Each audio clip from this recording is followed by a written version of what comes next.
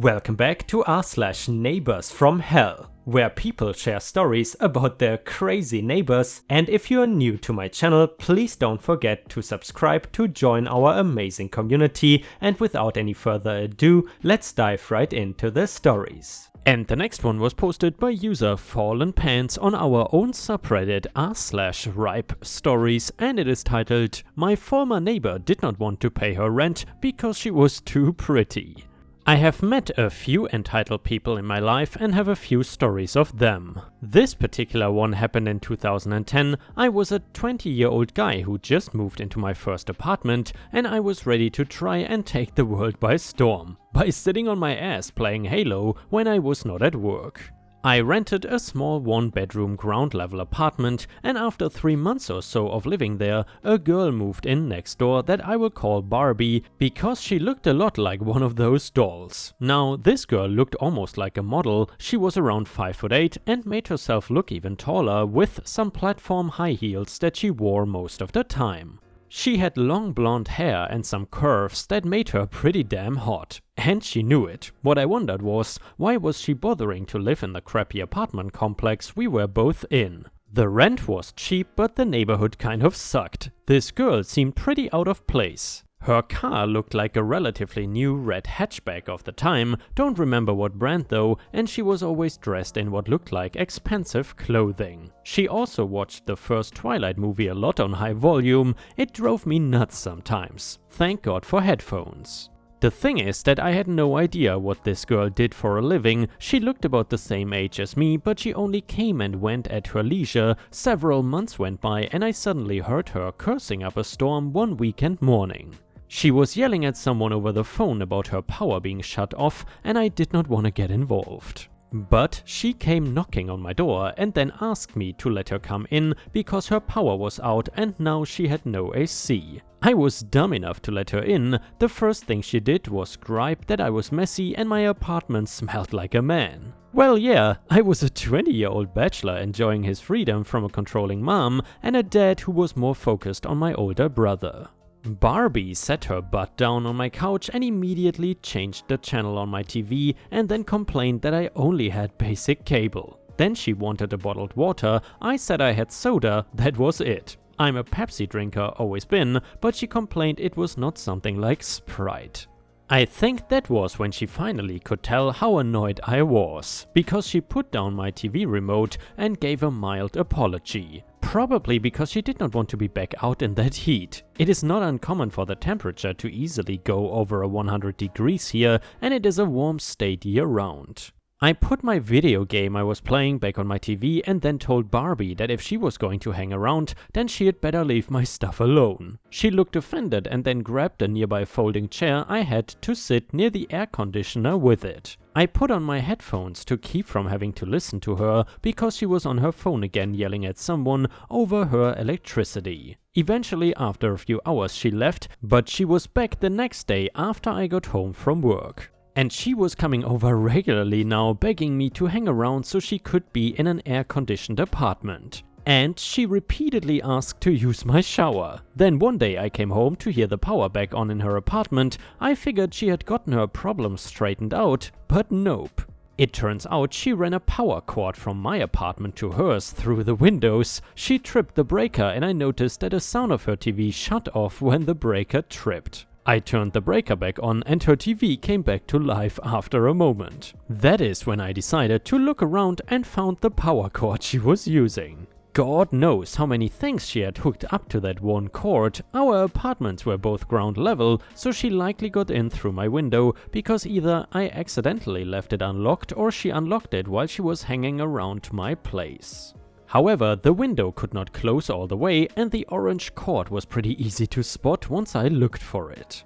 I thought about unplugging it, but I decided to call my landlord instead. They sent over the apartment manager and I showed her what Barbie had done. I pulled the power cord that Barbie had run through my window and we both heard Barbie curse as her power shut off again. Then I plugged it back in to wait for her to turn her TV back on. Then I unplugged it one last time and threw the cord out of the window and locked it. The apartment manager and I knocked on Barbie's door, and when she answered, I said that I just unplugged her apartment from mine. She said something about how that was not neighborly of me, but the apartment manager chimed in and said what she did was stealing electricity. Barbie slammed the door on us both before we could get another word in. Barbie did not stop though. She took that cord and ran it over to a house that was next door to the apartment complex and right behind our apartments. The neighbor found the cord and not only unplugged it but cut it apart too. Barbie ended up going over there and getting into a huge fight with them about the cord. After a while, the apartment manager came to see her with an eviction notice. Apparently, she only ever paid her first month's rent and then nothing else. And I guess she was not paying her bills either, which is why her water and power had been shut off after a few months. I heard her get on the phone repeatedly and was shrieking at somebody. Words I distinctly remember hearing her say was, "You were supposed to be the one to pay. That's why I was sleeping with you. I'm not going to pay. I'm too pretty for that." Barbie left the apartment after about a week and I never saw her again. Some other girl moved in next door and we hit it off dating for a while. However, it did not go anywhere. I still get a laugh though when I remember hearing Barbie saying she was too pretty to pay. And yeah, Ripe Star, seriously, those kinds of people really exist. They think just because they are super good looking, they can get everything for free and everything is supposed to be handed to them on a silver plate. Have you ever experienced such people in real life? Feel free to share your own stories either in the comments or on r/Ripe Stories on Reddit. Nightmare neighbor ran me off the road inside our neighborhood. I crashed my car. I never expected that I would not only have to file a restraining order against someone, but also take them to court. However, the past year has surprised me, as it did most of us. A little backstory before we get to the juicy part of this whole ordeal. I live in a nice gated community and have enjoyed my career as a school principal. Many people in the community know me and I would like to think that I have a wonderful relationship with my kids and their parents. I have never in my life been harassed or threatened until I met the neighbor across the street. She was not new to the community, but she had just moved houses. We lived in a smaller town, so mostly everyone knew each other through mutual friends and whatnot. As soon as the lady across the street moved in, her behavior became more and more erratic and aggressive after she found out I was the principal of the biggest school in town. At first I thought that it was something personal against me. I would leave for work in the morning and she would flip me her middle finger. On one of these occasions she even started yelling profanities at me when I began backing out of my driveway. She had never directly said these things to my face or been aggressive, but her actions spoke very loudly. On another occasion, the next door neighbor, who was a substitute teacher in the school district, had come over to chat with my husband and me. All three of us were sitting on our porch when we saw the lady across the street pacing up and down the sidewalk with her phone pointed towards us. It had appeared that she was videotaping us, and honestly, I was glad there was another witness to this behavior. I had not spoken to anyone about her aggressive and strange behavior because our community is mostly tight-knit and I did not want to be the one to cause any drama or animosity. However, with my other neighbor present, I learned that I was not the only one. This neighbor had some issues with her as well after the lady found out she was a substitute teacher. I had seen some kids in her house and playing in the yard several times, and I wondered if she had an issue with a teacher or school staff that led to this behavior that she seemed to have towards teachers, me, or the school or the staff. There were many more instances of this weird behavior, such as her videotaping my daughter walking our dog, or in another instance, we were sitting inside our living room and we saw her walk her dog from across the street to do its business on our lawn. Her behavior was getting more and more weird, and I knew eventually we would have to do something. This was not okay, and while normally I would address the problem being direct and confront her, there was just something very off-putting about her. Well, turns out that I would have to do something sooner than later, because about a week later she purposely tried to hit me head on and caused me to crash my car, completely destroying it. And yes, you read that right. I was coming home from running errands on a weekend, and while I was turning onto my street, there was the crazy neighbor coming out of her driveway. However, she did not seem to be following the natural path of the road. As a matter of fact, she was heading towards me. As I realized what was happening, she speeded up and I ended up swerving my car out of instinct. This led to me crashing my car into a street pole on the sidewalk. I was terribly shaken up about the whole thing, and many neighbors came to see what all the commotion was about. By then she had speeded off and was of course nowhere to be found. What makes this whole ordeal even worse is that my son and daughter were playing in the front yard, which means they saw everything. The neighbors called the police officers while my husband tried to calm me down, while comforting our kids at the same time. The whole situation was absolutely chaos, and it was the last straw for me. Upon the police arriving, I had let them know about the previous instances of her behavior. This is not the first time that someone had called the police officers on her. As a matter of fact, I learned that various school staff and school district employees have had several issues with her already. One of them being a school bus driver who had reported her after she threatened to choke him in front of a school bus full of kids. I also learned that in another school she had been banned after causing a scene in front of teachers and staff, which led them to buckle up on security presence on the campus. I ended up filing a restraining order against her, which ended up giving me a major peace of mind. She was not allowed to contact me by any means, nor was she allowed to be 500 feet of my home. Which means that she had to move. Not only that, but she was also ordered not to come within 500 feet of my workplace, which was considered the entire school district. Although I never found out why she was so hostile and threatening towards school staff and employees, I was just damn glad she could not come near me or my family, and hopefully she would never be allowed to. The next one is titled Craigslist Revenge. Sure, we have all dealt with idiotic Craigslist sellers out there, but this woman was too greedy not to have this coming to her. I collect vintage road bicycles, of which one showed up on our local Craigslist for $100, being sold by Greedy Bicycle Lady, short GBL. It is an upper entry-level road bike with one of the better English manufacturers of the 1970s. At best, it is worth $300 cleaned, fixed up and perfect. As it is now, $200 to $250 tops. I know a good deal when I see one, so I email GBL with my phone number and tell her I can come by within the hour and buy it. Shortly thereafter, I received this response in my mailbox. Okay, so I now realize that the bike is worth more. I've upped my price to $200. Give me a call if you're interested. It's not as good a deal as before, but it's still a bike I would like to have in my collection. This time I call her to confirm an appointment time. I haven't been talking to her for 30 seconds before I am informed that the price is now $350 based on the latest inquiry she has had, which have been numerous. I mean, I don't mind a bit of friendly competition, but this is ridiculous. Sure, she has a right to getting what the market will offer, but deals cannot be made with sellers that cannot stand behind their word. I ask if she's willing to stand by this price if I commit to driving halfway across town to pick it up right that minute, and she said, no. Lady, I doubt you will find anyone willing to put up with this nonsense. I could have driven across town and find that you have doubled the price by the time I get there. Good day.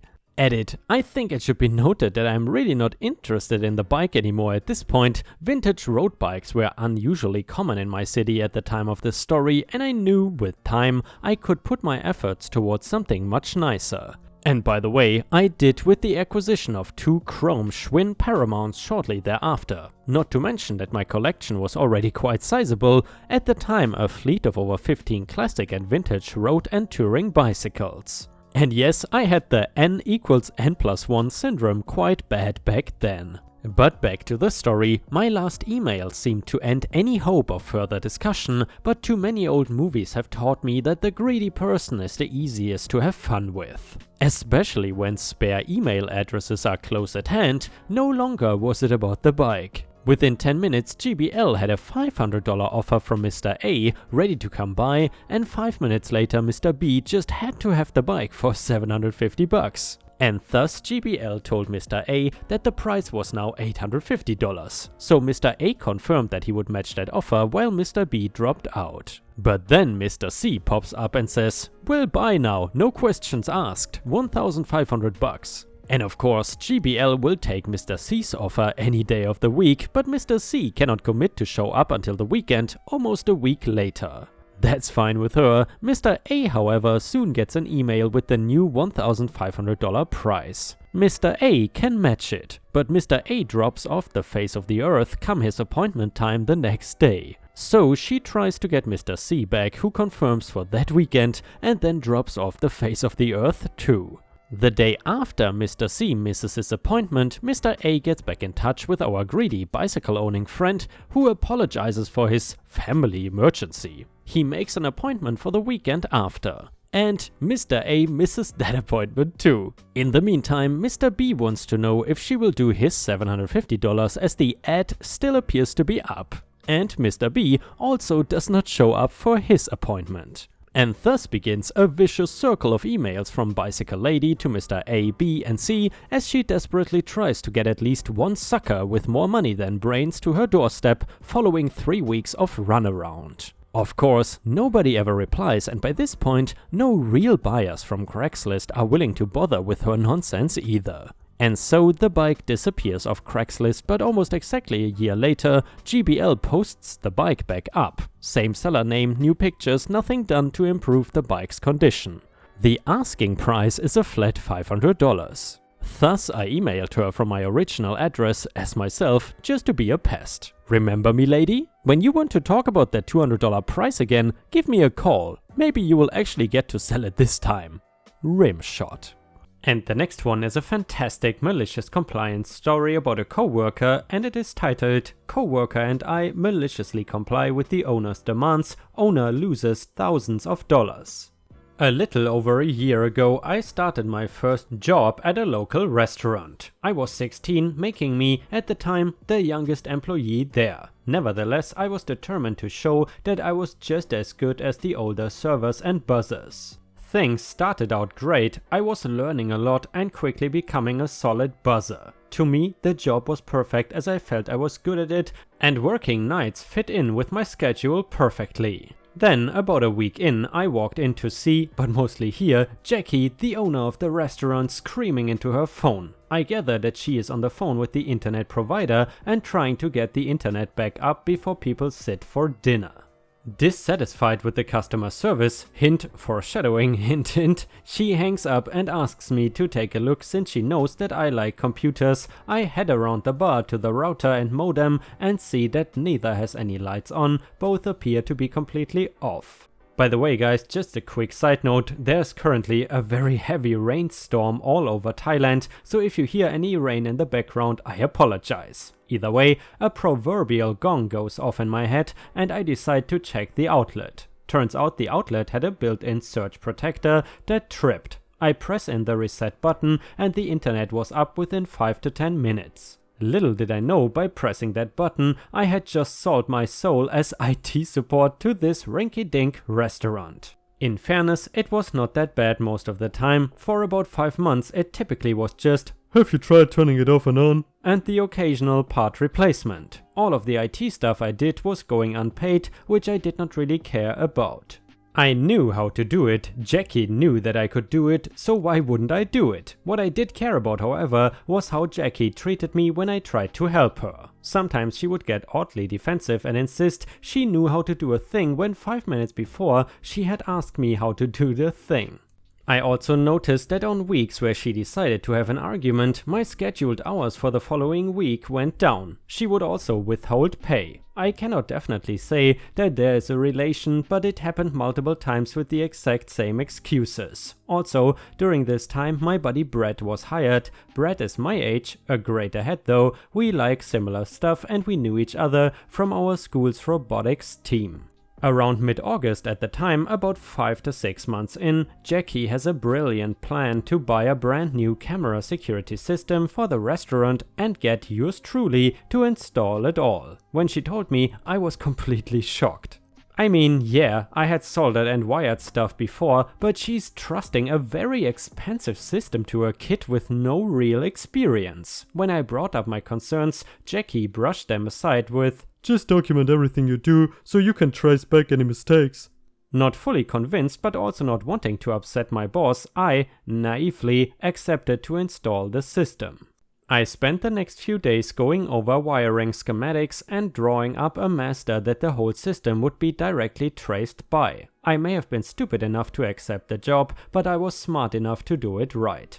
I got Brad to help me with wiring and installation, and thanks to him we were able to get the system completely running within a few hours between the lunch and dinner rush. The place isn't that big, but there are 4 camera zones, some with multiple cameras to limit blind spots. Here is where the real trouble starts. When we finish the install and triple check all cameras, I tell Jackie that we are done. I then start going through with Jackie to show her how everything works. She starts having trouble with playing back cams since the system she bought was a relatively cheap one and had a poor interface. She started getting very annoyed, and here's the conversation that followed, paraphrasing a lot. Jackie, "You definitely did something wrong. I cannot work this thing." Me, "There's nothing wrong. Look." I go through again how to play back video.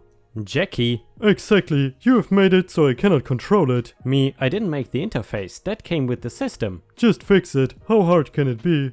After this continued for a bit with both of us getting madder and madder, I realized that she thought the way I wired the system affected how to use it. To you and I, that is stupid beyond words, but she was 100% serious, so I decided to go all in as well. Jackie, "I'm going to personally go over everything so I can use it." Me, "Okay, go for it." I pull out all the wiring schematics that I kept in a folder in the office. Here you go. "What is all this?" "It's the complete map of how the cameras are wired. You said to document everything." I see her eyes go wide as she tries to take in everything on the sheets. To an untrained eye, complicated wiring schematics look like a maze with no exit. Me, "Oh, and by the way, I quit." I turned around and walked out of the office, leaving her sputtering and screaming. I felt like I was on top of the world. And that is where the story should end, but we still have a bit more. Before I left the restaurant, I had a quick chat with Brett about what happened and warned him that she might try something with him since he helped me. To my surprise, I saw his eyes light up and he told me he would give me a call in a bit. A little later that night I get a call from Brett. Turns out I was right. Jackie tried to pressure him into rewiring the whole damn thing by himself, saying she would "Fire him just like she had just fired me." Brett was able to convince her to just take the time to learn this setup. Still no idea how he managed that. Brett was always way better at negotiating than I am. He walked her through how to bring up cameras and play back the video, and the camera he chose for the example was the camera in the office, right behind Jackie. Once the video was going and Jackie realized what was going on, she was just a passenger as our entire conversation was played out in front of her. When the playback ended, Brad turned to her and said, "Yeah, I quit too." The final nail in the coffin for Jackie, this was right before Labor Day, a huge time for restaurants, especially where we live. Jackie could not get replacement employees on time and the restaurant tanked badly, missing out on easily thousands of dollars in profits. It managed to stay open until just a little while ago, which reminded me of this glorious memory. Brett and I are still close and he's killing it at college, or at least he was, thanks virus. I don't know where Jackie is now, but I'm assuming she went back to doing what she does best, which is being a damn dumbass. And ripe stars, with this we have reached the end of the video. However, if you still cannot get enough of my content, then I would highly suggest to check out my endless binge watch playlist, which will soon show up in the left corner of the screen. In addition, I would really appreciate it if you could not only subscribe to the channel, but also turn on the bell notifications, which you can do by clicking on the little bell icon right next to the subscribe button. This will help my channel tremendously, and this will make sure that you don't miss any of my videos. Furthermore, if you want to see additional ripe content that I don't post on YouTube, then I would suggest to head on over to patreon.com/ripeyoutube for more than 50 exclusive videos that you will not see anywhere else. Thank you so much for your amazing daily support, and I hope to see you again tomorrow.